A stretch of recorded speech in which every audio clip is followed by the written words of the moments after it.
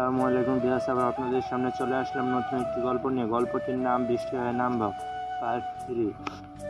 তো চলুন আর দেরি না করে শুরু করি। আদনান রুমে এসে গায়ের শার্ট খুলে সোফায় ছুঁড়ে মারল। রাগে ওর শরীর কাঁপছে, কপালে বিন্দু বিন্দু ঘাম হয়েছে। হাত দিয়ে তা মুছে রাগে গজগজ করতে করতে ওয়াশরুমে চলে এলো। ওয়াশরুমে আয়নার সামনে দাঁড়িয়ে বাম হাত দিয়ে ঝর্ণা ছাড়লো। ঠান্ডা পানি আদনানের গা বেয়ে পড়ছে, সাথে ওর রাগ কমছে।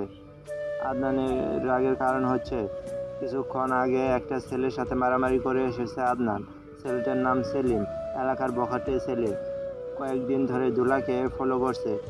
ছেলেটার খারাপ মতলব আছে, সেটা আদনান ভালো করে বুঝেছে। ছেলেটা খবর পেয়েছে রাজীবের কাছে। রাজীব খেয়াল করেছে দুলাকে ছেলেটা বাজে নজরে দেখে ও ফলো করে। রাজীব হচ্ছে আদনানদের ড্রাইভারের ছেলে। ওর থেকে কালকে খবরটা জানতে পেরেছে, তারপর ওই ছেলের খোঁজ নিয়েছে সারাদিন। আজকে ওই ছেলেকে ইচ্ছে মতো তুলাই দিয়েছে। ওই ছেলে এত বড় স্পর্ধা, আমার জিনিসের দিকে নজর দেয়। শুধু ওর হাত পা ভেঙেছে, কিন্তু আমার তো ওকে খুন করে ফেলতে ইচ্ছে করছে। রাগে হাত মুষ্টিবদ্ধ করে আয়নার দিকে তাকিয়ে আছে আদনান। চোখ দিয়ে আগুন বের হচ্ছে। আস্তে আস্তে নিজেকে শান্ত করে গোসল শেষ করে তোয়ালে পিছিয়ে এক হাতে চুল ঝাঁকাতে ঝাঁকাতে বেরিয়ে আসে আদনান। 2 দিন এসবের ঝামেলায় দুলার কাছে যায়নি, খোঁজ নেয়নি এমনটা নয়, কিন্তু সামনে যায়নি। এদিকে আমি আদনান ভাইয়ের বাসায় এসেছি। দেখলাম মামুনি কি যেন সিলি করছে সোফায় বসে, খুব মনোযোগ সহকারে। দরজা খোলা ছিল বিধায় কলিং বেল চাপতে হয় নাই। আমি কথা না বলে চুপে চুপে মামুনির পাশে গিয়ে বসলাম। তারপর আস্তে করে মামুনিকে এক হাতে জড়িয়ে ধরলাম। মামুনি চমকে উঠল, আর সাথে সাথে আমার দিকে ঘাড় ঘুরিয়ে আমাকে দেখে মামুনির শখ খেল।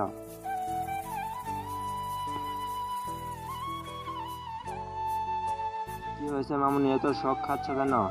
আমাকে তুমি চেনো না? মামুনি বলল, তোর তো পা ভাঙা, তুই এই ভাঙা পা নিয়ে এখানে কি করে এলি? আমি মামুনিকে ছেড়ে সোজা হয়ে বসে সিরিয়াস হয়ে বললাম, আসলাম খুব কষ্ট করে। এখন তো আমি খুব একটা হাঁটতে পারি না, কিন্তু তুমি তো আজকে আমাকে দেখতে গেলে না, এজন্যই তো আমাকে আসতে হলো। মামুনি তখন বলল অবাক হয়ে, কি বললি? আমি তো ওকে দেখতে যাইনি, আজকে সকালেও না গেলাম, আবার ভেবেছি একটু পরে যাব। নিজের কথায় নিজেই ফেঁসে গেলাম। তুমি গিয়েছিলে? তো গেলাম না, সকালেও না, বসে থাকলাম কতক্ষণ। মামুনি বলল।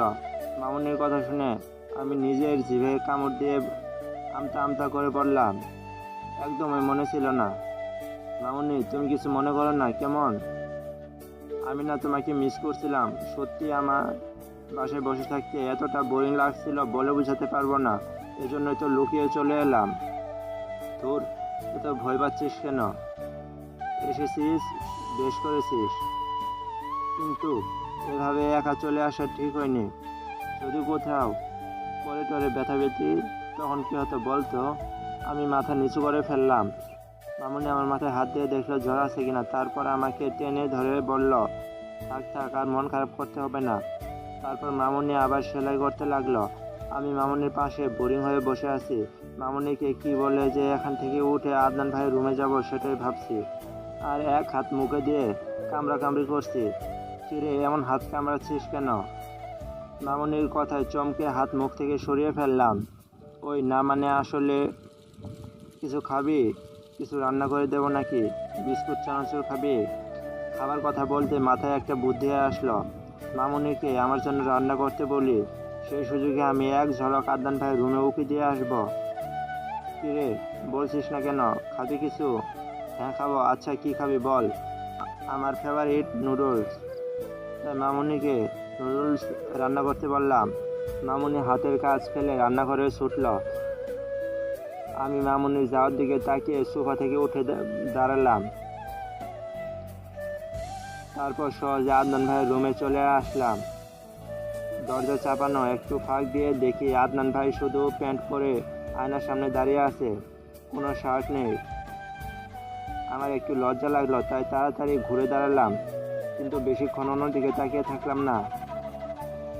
আবার ঘুরে তাকালাম ভাইয়ার দিকে। নির্লজ্জের মতো ভাইয়াকে এভাবে দেখার প্রবল ইচ্ছে জাগলো। এত নির্লজ্জ কবে থেকে হয়ে গেলাম? ভাইয়া দেখতে কি জোশ, আহ কি হ্যান্ডসাম। আমার প্রথম কাজ, আহা, যখন প্রথম বান্ধবীদের কাছে ওদের বয়ফ্রেন্ডের কথা শুনতাম তখন ফার্স্ট মনে মনে জল্পনা করেছিলাম আদনান ভাইকে নিয়ে। তখন দিনরাত ভাবতাম যদি আদনান ভাই আমার বয়ফ্রেন্ড হতো। ইস, সবাই কি বলতো, ইস দুলার বয়ফ্রেন্ডটা কি সুন্দর, হ্যান্ডসাম, হট। কিন্তু সেটা তো হওয়ার সম্ভাবনা নেই। ভাইয়া আমাকে দুই চোখে দেখতে পারে না, শুধুমাত্র ছোট বোন হিসেবে যতটুকু ভালোবাসার বাসে সে আমাকে কড়া শাসনে রাখে।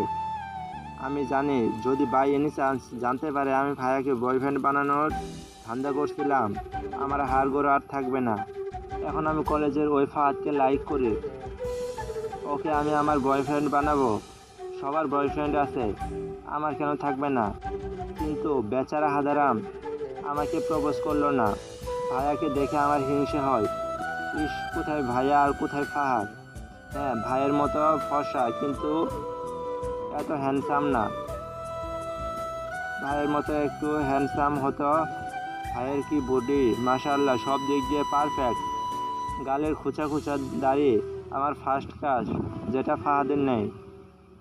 আহাম্মক ফাহাদ, ওর নাকি খোঁচা দাড়ি ভালো লাগে না, এজন্য ফ্রেশ থাকে। এটা অবশ্য আমাকে বলে নাই, আমি ওর চাচাতো বোনের থেকে জেনেছি। ওর চাচাতো বোন তো আমার বেস্ট ফ্রেন্ড মেঘলা থেকে জেনেছি ফাহাদ আমাকে লাইক করে। তখন থেকেই ভাবছি ফাহাদ আমাকে প্রপোজ করলেই হ্যাঁ বলে দেব। আমার অবশ্য খুব একটা ভালো লাগে না ফাহাদকে, কিন্তু আমার তো বয়ফ্রেন্ডের দরকার। সবার বয়ফ্রেন্ড আছে, কত গল্প করে আমার সাথে। আমার তো বয়ফ্রেন্ড নিয়ে গল্প করার ইচ্ছে। আমি আকাশ পাতাল ভাবছিলাম আদনান ভাইয়ের দরজায় উঁকি মেরে। আমার তো মনে ছিল না সিংহের দরজার সামনে দাঁড়িয়ে আছি আমি। এসব ভেবে নিজের চরম বিপদ ডেকে আনছি। আচমকা আদনান ভাইয়ের কর্কশ আওয়াজে আমার সমস্ত ধ্যান ধারণার সমাপ্তি ঘটল।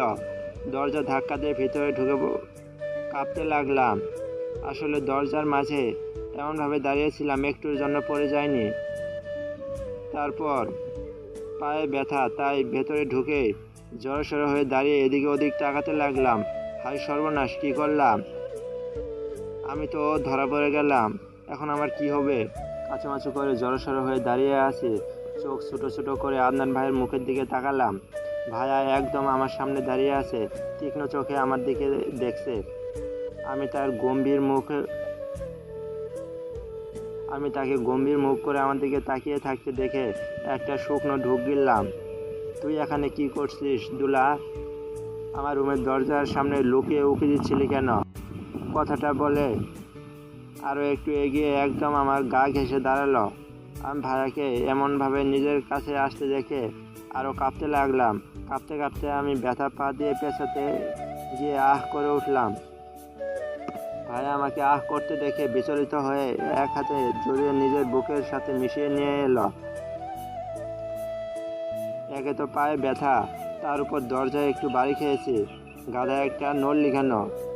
আর তুই এই পা নিয়ে এমন ঢং ঢং করে ঘুরছিস কেন? হ্যাঁ ইডিয়েট। আমি ব্যথা বলে স্তব্ধ হয়ে আছি। আদনান ভাই আমাকে খালি শরীরে জড়িয়ে ধরেছে, আমি তার উদাম বুকের সাথে লেপ্টে আছি। ভাবতে আমার শরীর কাঁটা দিয়ে উঠছে, বুক ধরফর করছে। আমি হতভম্ব হয়ে আদনান ভাইয়ের বুকের সাথে লেপ্টে আছি। আমি মাথা উঁচু করে হা করে ভাইয়ের দিকে তাকিয়ে আছি। ভাইয়ের কথায় চমকে উঠলাম। ভাইয়া রেগে বলল, এমন হা করে তাকিয়ে না থেকে উত্তর দে, তুই এখানে কি করছিস? বলে আমাকে নিয়ে বিছানায় বসে আমার সামনে দাঁড়িয়ে রইল পুলিশের মতো, যেন আমি চুরি করে ধরা পড়েছি, তাই পুলিশ আমাকে জেরা করছে। ভাইয়ের দিকে তাকিয়ে আমতা আমতা করে বললাম, আমি তো এখানে ঘুরছিলাম।